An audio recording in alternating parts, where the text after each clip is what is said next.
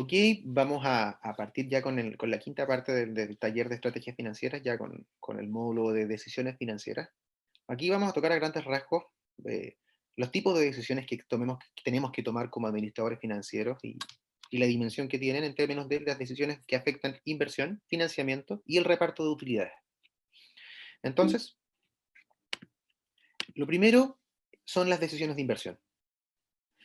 Para nosotros como administradores financieros, en el fondo, es clave tener una buena previsión de por qué vamos a invertir y cuáles son esos incentivos que movilizan, ¿no es cierto?, nuestro criterio para poder colocar recursos en alguna parte. Entonces, lo primero que tenemos que evaluar, ¿no es cierto?, como administradores, es primero determinar qué capacidad tiene un proyecto, cualquiera sea, de generar, como ya lo hemos conversado, rentabilidad, ¿no es cierto?, desde que venta, costo, utilidad. Es decir, esa utilidad, esa ganancia percibida, ¿cuánto es? O más bien dicho, en términos porcentuales, ¿qué rentabilidad tiene, qué capacidad tiene ese proyecto de generar rentabilidad? Entonces, algunos conceptos clave que debemos internalizar a grandes rasgos son primero el plazo de inversión. Es decir, si yo estoy viendo una compra o sea, quiero armar un negocio nuevo, y contempla comprar maquinarias y un terreno, ¿cuánto tiempo dura el proyecto? En términos de que hice las compras y que esto va a empezar a operar y me va a generar flujo, voy a generar ganancias, cuando se paga la inversión, por ejemplo. Entonces, un punto importante es cuántos años yo estoy contemplando la inversión para poder evaluarla. Otro, cuánto es la ganancia exigida. Financieramente nosotros hablamos de tasa de descuento, pero mentalmente quédense con cuánta plata le van a exigir de ganancia porcentual a ese proyecto. Un banco, ustedes o el flujo puro. Y finalmente el nivel de inversión inicial. ¿Ah? Tenemos que tener súper claro cuánto es lo que nos exige ese proyecto para partir y si eso es lo correcto, ¿no? Y bajo qué criterios alguien o quien nos presente el proyecto definió ese monto de inversión.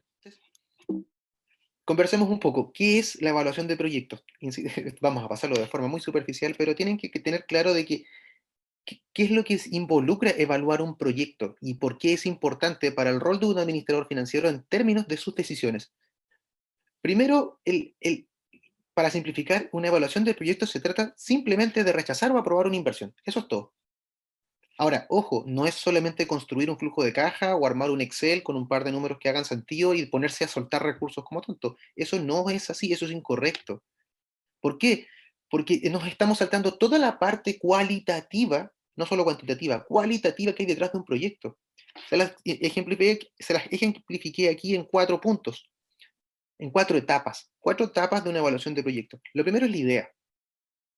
Lo primero siempre va a ser la idea. Digamos que nosotros podemos ser capaces de rechazar o aprobar avanzar a una siguiente etapa en un proyecto tan solo con analizar la idea. Si la idea tiene sentido en términos de que tiene relación con la situación de mercado, o tiene relación con la situación sociocultural o política actual, si tiene relación con las capacidades internas que tengamos nosotros o quien vaya a desarrollar ese proyecto, nosotros ya vamos a ser capaces de sentir que eso tiene sentido o no tiene sentido. El evaluador de proyectos, ustedes como administradores financieros, su rol va a ser siempre buscar cómo rechazarlo.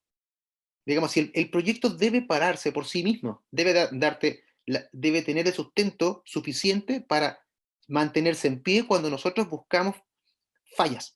Buscamos fallas que nos permitan rechazar y entender de que eso no aplica.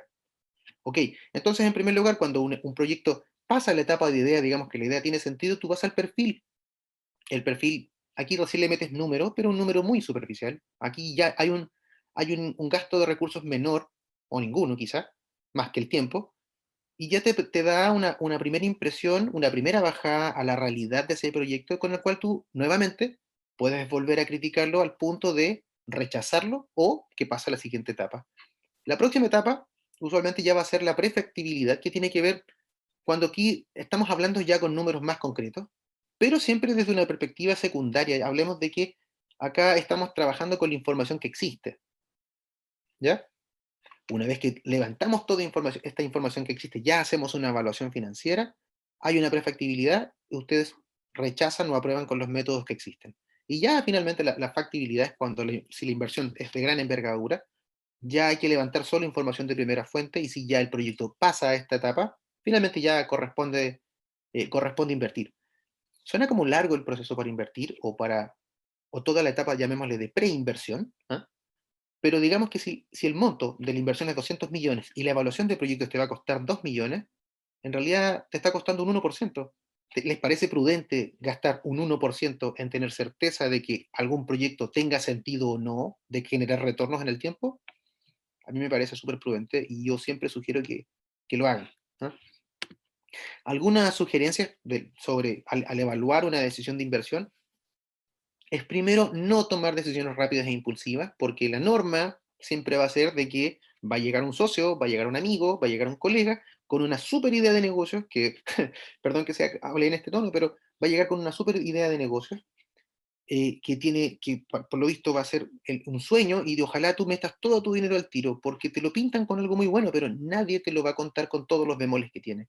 Esos bemoles te lo da una buena evaluación y lo recomendable va a ser siempre invertir, hablemos de ese 1 o 2% sobre el valor total que tienes que meter, en primero saber si eso aplica o no aplica. Después, si no hacen eso, mucho menos ir a la banca con ese mismo amigo que llegó a proponerte un super negocio, porque ese proyecto ni siquiera tiene el sustento suficiente. Y si por el peor de los casos te dan la plata, imagínate en el problema que vas a meter a ti como emprendedor o a tu empresa en tomar un proyecto que ni siquiera tienes certeza de que te va a entregar cierto retorno o que tenga sentido. ¿Ah?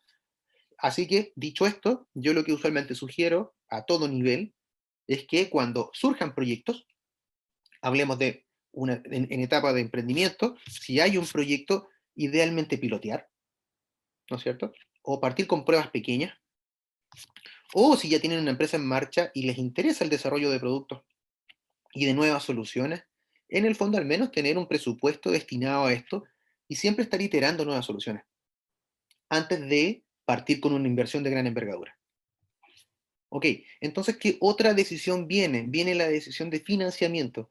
Entonces, nosotros ya tomamos la decisión de invertir, ok, gastamos los pocos recursos, no pocos, pero la proporción que corresponda para ver si un proyecto de inversión aplica o no aplica, si es rentable o si no es rentable, pero después hay que evaluar, o más bien dicho, poner a la palestra la decisión de dónde viene ese recurso. Entonces, digamos que aquí hay dos figuras. Está el financiamiento privado, o está el financiamiento, puede ser incluso estatal, o con aportes de capital. Pero si puntualizamos el financiamiento por la vía de la deuda privada, hay que entender que la deuda privada toma posesión de esos activos, pero no de la empresa, al menos no en términos patrimoniales. Es decir, los dueños siguen siendo los dueños de la empresa, pero probablemente los dueños de una parte de la empresa, y el banco va a ser el dueño de ese proyecto hasta que tú vayas pagándolo.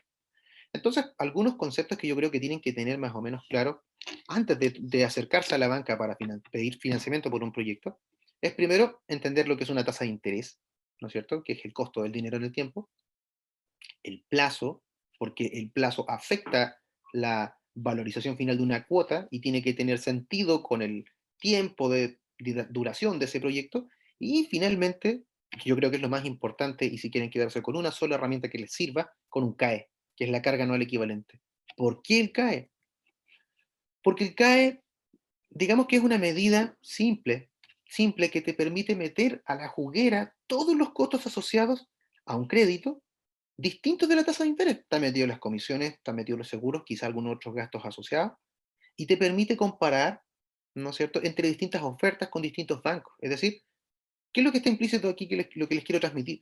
Si ustedes necesitan 20 millones de pesos, ¿qué es lo correcto? Que ustedes se acerquen a 4 bancos, no lo sé, que hagan un shopping financiero, digamos ya, ok, si puntualizamos en 4 bancos, tienen el mismo requerimiento, solicitan 20 millones de pesos en 4 bancos distintos. ¿Cuál es la clave? Pedir esos mismos 20 millones al mismo plazo. O sea, necesito 20 millones en 5 años. No voy a nombrar los bancos, pero hablemos en 4 bancos, 10 millones en cinco años. ¿Qué es lo que pasa? Tienen que exigir la CAE, porque la CAE te va a permitir comparar una alternativa contra la otra. En términos de que pueden que hayan variaciones, una te va a ofrecer más tasa, otra menos tasa, y la tasa ya una señal importante de que es más conveniente y que no. Pero la que no falla es el CAE. Entonces, ¿qué otros temas tienen que considerar distintos de un CAE en el fondo? Bueno, primero, para que tenga sentido con todo lo que hemos hablado antes, ¿qué capacidad tiene mi empresa, ¿no es cierto?, de soportar esa carga financiera mensual por este nuevo proyecto, dado que ya tomé la alternativa con el CAE más bajo, ¿no es cierto? Es decir, fue igual, pedí la misma cantidad de plata en distintos bancos, al mismo plazo, me entregaron 4 CAE distintos, me tomé el CAE más bajo, que siempre va a ser el más conveniente, y dado eso yo digo, ¿sabes qué? Ok, ¿qué capacidad tiene mi empresa de poder costear o de financiar esa carga financiera mensual?